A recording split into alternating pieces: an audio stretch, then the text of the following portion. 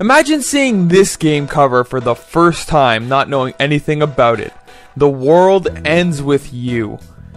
It looks kind of like a game for hipsters, for the young crowd, a game that's trying to look cool.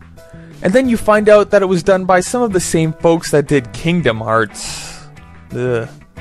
But pick it up and give it a chance, and you'll discover one of the most unique and straight out fun action RPGs I've had the pleasure of playing. The 2008 hit, The World Ends With You, for the Nintendo DS. The RPG follows Neku, an emotionally tormented teenager. No, come back, he gets better soon, I promise. Neku finds himself as a ghost-like entity, as he and others have been recruited to play a life or death game for survival in the middle of Shibuya, Japan. Kind of like the manga Gantz. He is to perform certain tasks across the city, and a failure to complete these tasks in their fullness will result in the loss of his eternal soul. Of course, that's not all hampering our protagonist. There are reapers, powerful referees of sorts, and also noise, mysterious creatures that seem to hamper our heroes. Yes, heroes, because our male hero ain't no hero unless he got some of them hot bitches and other peeps. Right, dog? Apologies to everyone everywhere. This game makes me feel hip. What I'm trying to say is, here's the main character rundown, spoiler free of course. Neku is our protagonist, and initially it may seem like he's an insensitive asshole who just wants to listen to My Chemical Romance and cut his wrists in peace. But, much to my relief, he's more of a likable kind of jerk-off at the beginning, making a lot of snarky remarks and saying things that at least made him humorous and thus entertaining.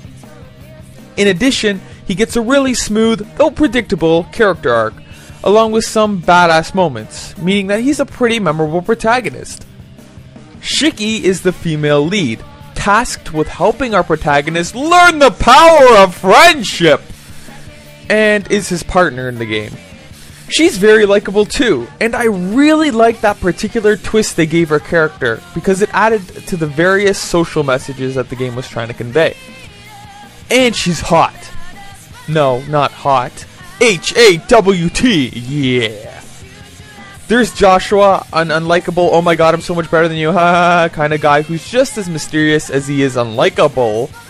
There's Beat, a cracker with some fresh beats, along with his dope sister Rhyme, two other teenagers forced into this lovely game of life and death.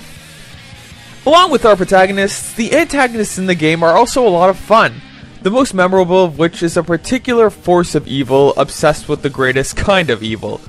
Math! In all seriousness though, The World Ends With You packs some really memorable characters, even if they don't all get quite enough screen time. The story itself is surprisingly good, and I say surprisingly because this is the same team that did Kingdom Hearts. Yeah, I said it. The World Ends With You packs a very strong mystery thriller, as you try to figure out what's going on, how you got there, and how you can get the hell out of there. The game is split over a period of 3 weeks, with a very well-paced story that keeps you hooked and guessing about who you can trust. Even on top of that, the overall themes commenting upon our modern culture of technology was pretty enjoyable and relatable, and showed that the writers had a sense of subtlety. Again, apparently the same folks who made Kingdom Hearts. If I had any complaints about the story, it would be that the game basically forces you to hunt down secret files as post-game content. These reveal huge chunks of the story via exposition that they probably didn't want to include into the main story for fears that it would drag down the quick pacing. And they were probably right. Still, it just feels strange that they didn't include like 30% of the actual story into the story, and they just kind of shoehorned it in because they had to. Let's get into the gameplay, because this is where the game really shines. You run around the crowded Shibuya streets where you and your partner are texted your missions and the times you have to complete them. These tasks can range from spreading a certain meme across the populace in an Inception-like manner, or killing some noise. Being the ghost-like entity you are, you can also read other people's thoughts, which seems a lot more like a curse than a blessing sometimes. You can also shop for pins, your weapons of choice in battle, but more on battles later. The game has an awesome amount of interesting and unique features, like having the brand of clothes you wear positively or negatively affect your battle stats depending on what part of the city you're in. It's a pretty good sized world too, with a lot to see and do in a very unique and stylized environment. That's a really nice change of pace from the typical RPG countryside setting. Another way this game breaks down the RPG mold is through the enemy encounter system. It isn't random really at all. In fact, it's probably the opposite. You have the opportunity to fight enemies whenever you feel like it, by simply tapping into the collective consciousness, and your awesome powers allow you to see enemies. Tapping multiple enemies allow you to go into chain battles that yield greater rewards. And finally, speaking of the battle system, the combat in The World Ends With You exemplifies how the game transcends style over substance. You fight as Neku on the bottom screen, while your partner occupies the top. You run around in an action RPG-like fashion, using your pins to activate a fantastic variety of different powers that range from, well, ranged attacks to close quarter slashes. It's all about some good quick action, good reflexes, and definitely a good amount of strategy in how you can go about defeating your enemies. You also have to work in sync with your partner on the top screen to unleash some devastating special attacks. And seriously, with this variety, some addictive, fast-paced combat, the battle system in The World Ends With You can appeal to a wide variety of player types, be it slower and strategic players or touchscreen rapists. You know who you are. In the end, there are only two problems that come from the battle system, and neither are deal breakers by any means. First is how you have to control your partner at the same time as you control Neku.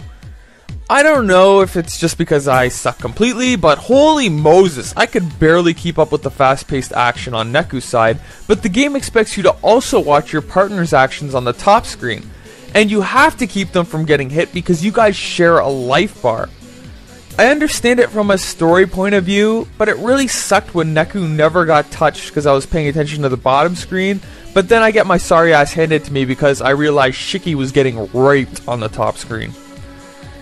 This isn't too much of an issue, considering that the game allows your partner to be computer controlled, but I also think that this should be default unless you have two pairs of eyes or you don't suck like me. The second issue I had is really silly now that I think about it, but the battle system in The World Ends With You is too good. Yes, I'm complaining about it being too good. It's a fantastic battle system with a lot of variety and strategical combinations, not to just mention the adrenaline-packed action. However, you know how just before the final boss of an RPG, you generally take time to buff up your party and prepare? Well, I decided to do just that, and I spent a full day grinding. A full day, and it was never a chore at any point. I just kept on chaining battles and fighting again and again and again because the battle system was so unbelievably fun. I couldn't stop myself, I swear, it's like my crack.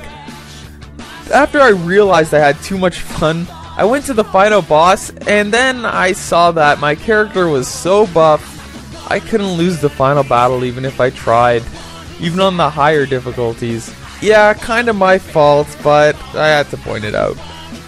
So that's just one of the ways this game takes pretty much all the classically boring things about RPGs and then flips them around into awesomeness. I love this game. There's just so many small things to touch on, like how the dialogue was great, story was moving, there's the Tin Pin mini game, which is like a little sumo wrestling challenge that you can play with against your friends, the crap load of extra post-game content, adjustable difficulties, but I better start wrapping this up before I take all day. The graphics in the game are gorgeous. They push the DS hardware, but not in a conventional way. See, the DS can be used for a lot of different types of games, but I always thought that the 3D models in DS games look a little awkward, like the DS was desperately trying to hang on for its life, but then The World Ends With You decides to stay in 2D and then perfects it, with ridiculously stylized environments and characters, colorful action, and creative creatures along with real-world locations. Seriously, turning around every nook and cranny in this world was just such a joy just to see what they would do next. It's very clear that a lot of effort went into the visuals and locations in this title. The music in the game can be dividing though. I'll admit that during the first 2 hours of gameplay, I could not stand this soundtrack. J-pop, rap, hip-hop, oh great, all that shit I never listened to in real life, all here for me.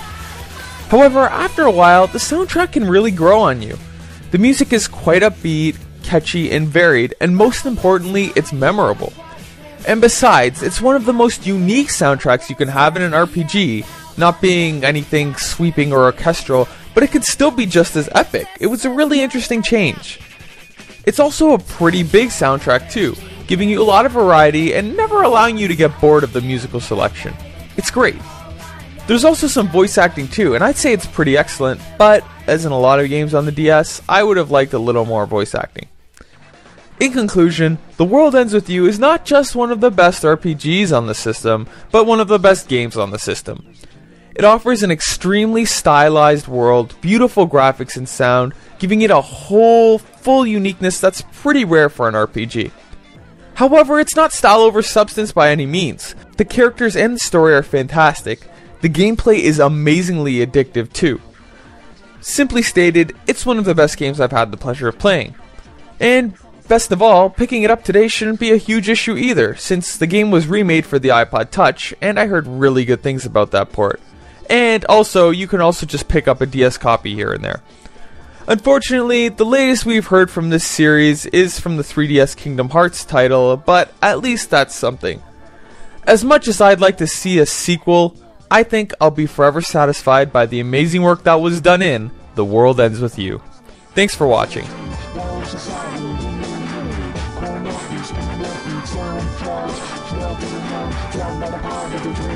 The powers yet unknown.